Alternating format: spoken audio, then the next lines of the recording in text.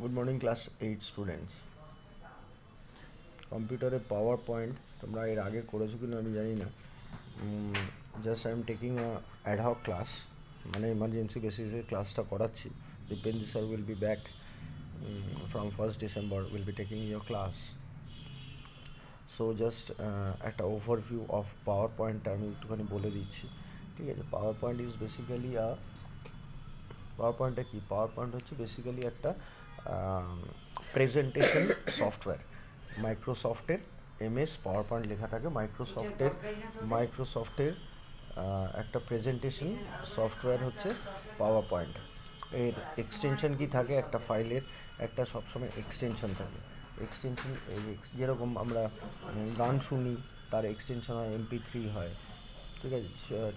Cinema দেখি MP4 হয়, JPG হয়, ঠিক আছে? সেরকম পাওয়ার পয়েন্টের তারপর যে কোনো পাওয়ার পয়েন্টের এক্সটেনশন হয় হচ্ছে আইদার PPT অর PPTX, ঠিক আছে? PPT অর PPTX, ঠিক আছে? ঠিক আছে, এখানে আমরা মেনলি দেখবো হচ্ছে যে ট্রানজিশন এফেক্ট। মানে একটা স্লাইড তো দেখালেই হলো না, যত ভালো প্রেজেন্টেবল হবে, যতটা প্রেজেন্টেবল হবে, মানে আমি মানে why do we cut our hair? আমরা স্টাইল করি হেয়ারের, শেভিং, এগুলো কি? এগুলো হচ্ছে grooming, the way we present ourself. সেরকম যখন আমরা একটা পাওয়ার পয়েন্ট, যখন আমরা একটা জিনিস, একটা ধরো আমি একটা প্রজেক্ট করেছি অন সামথিং, সেটাকে আমি মুখে বলতে পারি, সেটা প্রেজেন্টও করতে পারি। কীরকম প্রেজেন্ট? হচ্ছে having an audio visual effect. তাহলে প্রেজেন্টেশন যেটা বলছিলাম, having a audio visual effect, মানে যেখানে ভিজুয়ালটাও থাকবে, তার সাথে একটা অডিও থাকলো, ঠিক আছে? একটা স্লাইড, হয়তো আমি কোনো প্রজেক্ট বানাচ্ছি অন রেইন ড্রপ, স্লাইডের লেখাগুলো রেইন ড্রপের মতো নিচে এলো বা সাইড দিয়ে এলো, ইট লুকস গুড। সেই জন্য there is a need of PowerPoint presentation. সেই জন্য সেরকমভাবে MS ওয়ার্ডও অনেকগুলো জিনিস রেখেছে, সেটার নাম হচ্ছে ট্রানজিশন। বেসিক প্রথমে আসে হচ্ছে প্রাইমারিটা, মানে একদম বেসিক ট্রানজিশন এফেক্টটা। বেসিক ট্রানজিশনটা কি? The word transition means to change, মানে যেরকম একটা ক্যাটারপিলার থেকে বাটারফ্লাই হয়, এটা হচ্ছে এই যে আস্তে আস্তে যে চেঞ্জগুলো হচ্ছে, এটাকে বলছে ট্রানজিশন। আমরা কিন্তু ক্যাটারপিলারটা দেখছি, একটা স্টেজ দেখছি পিউপা, তারপরে দেখছি বাটারফ্লাই, কিন্তু মাঝখানে যে চেঞ্জেসগুলো যদি আমরা চোখে দেখতে পারি, that period is called the transition period, that change is called the transition. In PowerPoint, we can apply transition effect to the slide. This includes animation like effect when you move one slide to the other. In other words, these are the effects which the user can apply in the slide view.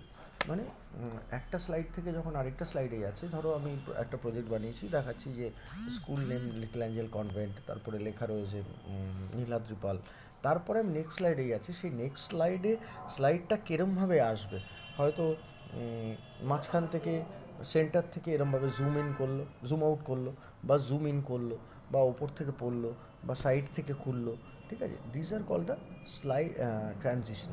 এই যে আর এই এফেক্টগুলোকে বলে হচ্ছে transition effect, ঠিক আছে? Basic transition effect, দেখবে transition থাকে হচ্ছে, যদি দেখো ভালো করে, ঠিক আছে? ট্রানজিশন ট্যাব থাকে, ঠিক আছে? ট্রানজিশন ট্যাবে গেলে একটা ড্রপ ডাউন মেনু আসে, ঠিক আছে? সেইখানে আসে অনেক টাইপের ট্রানজিশন আসে, যেরকম cut, fade, push, wipe, split, ঠিক আছে? রিভিল, র্যান্ডম বার, শেপ, বিভিন্ন shape. These are all the basic transition effect. Applied basic transition effect কী করতে হবে? তাহলে কি বললাম, যেটা প্রথমে ট্রানজিশন ট্যাব, তারপরে হচ্ছে ট্রানজিশন টু দি স্লাইড। যেই স্লাইডটা হয়তো 8-9টা স্লাইড রয়েছে, আমি আলাদা আলাদা ট্রানজিশন করব, তাহলে টু দি স্লাইড, যেই স্লাইডে ওই ট্রানজিশনটা দিচ্ছ সেই স্লাইডে ক্লিক করতে হবে। তারপরে সাউন্ড ট্রানজিশন এফেক্টও দেওয়া যায়, মানে একটা ইয়ে থাকবে, মানে শুধু ভিজুয়াল না, তুমি ধরো একটা সাউন্ড, মানে একটা গাড়ির মতো স্পিডে কিছু একটা ঢুকছে, লেখাটা ঢুকছে, তুমি গাড়ির আওয়াজ দিতে পারলে, this are call the transition sound effect, ঠিক আছে? আরেকটা কী আছে, you also need to set duration of the sound effect. কতক্ষণ সাউন্ডটা বাজবে সেটাও আমরা আগে থেকে প্রিডিটারমাইন করে দিতে পারি বাই ট্রানজিশন এফেক্ট। আর যদি মনে করো যে একটা স্লাইডে করবে না, সবকটা স্লাইডে করবে, তাহলে একই এফেক্ট সবকটা স্লাইডে করবে, তাহলে you can choose apply to all choose করলে সবকটা স্লাইডে ওই এফেক্টটা দেখাবে। ঠিক আছে, এবার আসে হচ্ছে অ্যাপ্লাইং অ্যানিমেশনটা কি? অ্যানিমেশন হচ্ছে কম্পিউটারে আগে থেকে প্রি ডিটারমাইন্ড কিছু অ্যানিমেশন থাকে, বা আমরা আলাদা করেও কিছু অ্যাপ্লাই করতে পারি অ্যাডভান্সড জায়গায়। এখন তোমরা শিখবে না, সেটা অ্যাডভান্সড ইয়েতে শিখবে।